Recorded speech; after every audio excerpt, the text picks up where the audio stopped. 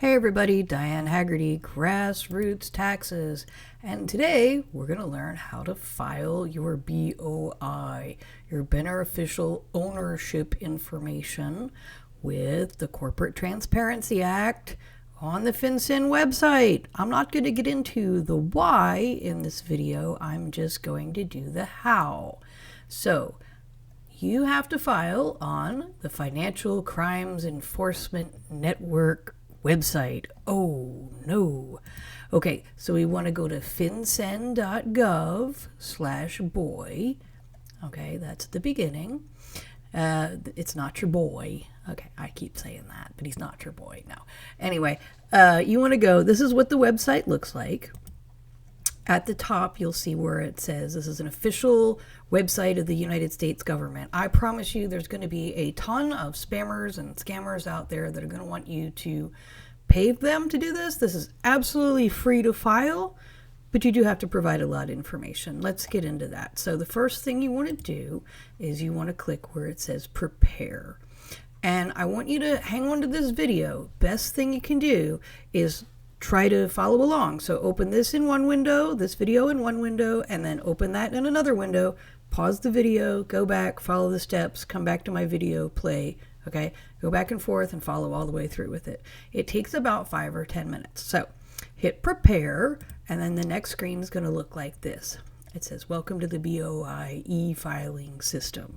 Okay, and the next thing you want to do is you want to click on File BOIR, which is the Beneficial Ownership Information Report. So they're calling it a BOIR on this website. So you want to click on that, File BOIR.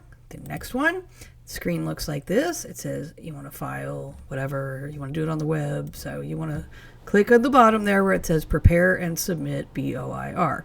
So of course you have to hit submit like 4 times because it's a government website. Okay, first screen, finally breaking it down to a screen. Okay.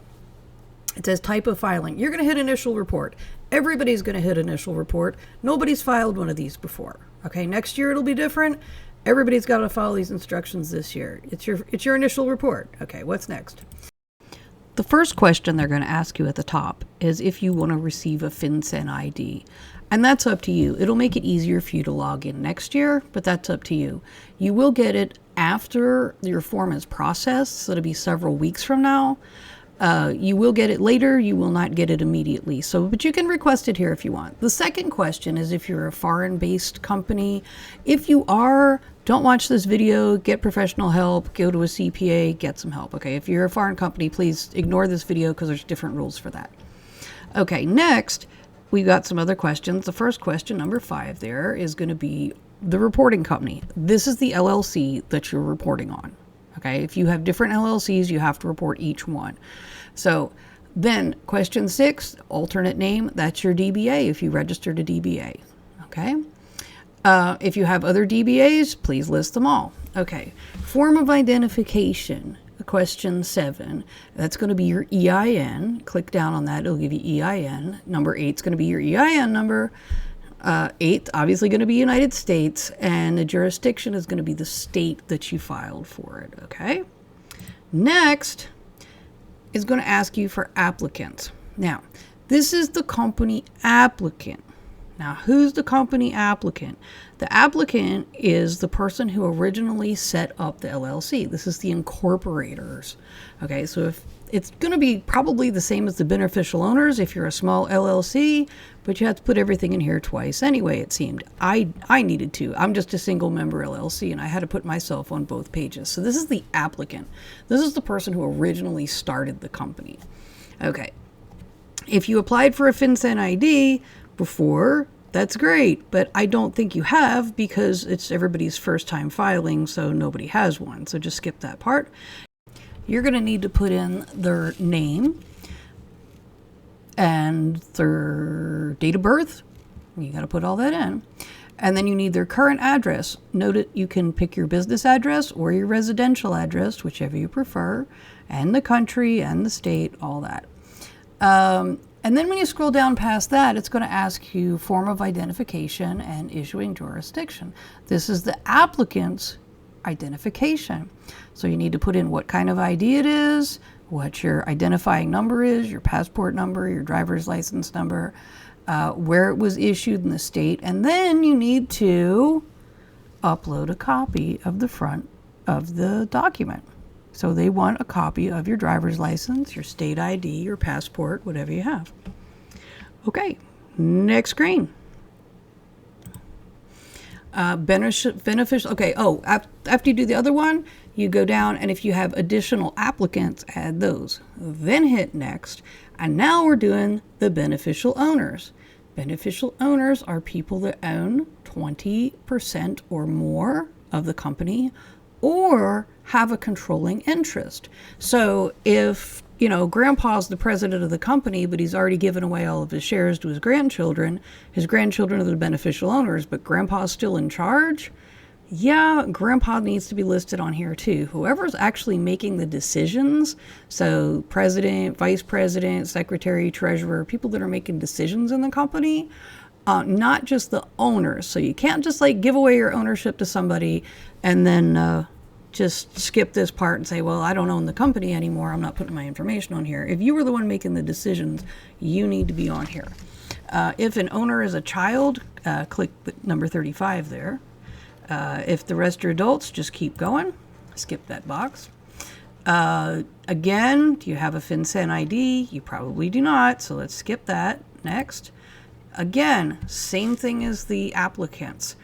Individual's first name, last name, middle name, date of birth, okay, address. But one thing I want to note here, it is the residential address. It does not give you a choice to put your business address. They want to know where you live. Okay? So, moving on. Again, same. You need the identifying document, the numbers, and then you need to upload an image of it. Did I have to upload mine twice? Yes, I did. Okay, moving on. After you get all the beneficial owners entered, then we're towards the end here. We have email. This is where you're going to get your confirmation. And then later on, you'll get the answer as to whether it was accepted or not. So then you have to check agree and click next. But before we agree, I want you to actually read this. Okay? The part in red says the willful provision of false or fraudulent beneficial ownership information, that means this form, may result in civil or criminal penalties. Okay? So what does that mean? Okay, that means the civil penalties is a fine of $500 per day. The criminal penalties could be up to 10 years in prison. Okay, we do not lie to the feds. Okay, I know nobody wants to do this. I know everybody's been hiding their stuff and being like, oh, it's nothing's mine. I can hide all my ownership. I'm in Wyoming or Delaware. No. Honestly, that's over, and you need to report all this stuff. Do not lie to the feds. Okay? So next, once you hit submit, once you agree to that, you hit submit, you'll see this. It says filing status successful, blah, blah, blah. Okay? Once you get to that screen, I want you to download transcript there at the bottom. See that big red arrow? Download transcript. Do not skip this screen or whatever. Hit download transcript. Save it with your corporate records. Okay, that's the book that you have with all your LLC stuff in it, your articles of incorporation and your EIN number. Every year you need to save this and put it in there just like we do with the Secretary of State stuff. Okay, so all that, hit submit, save your transcript, you are done.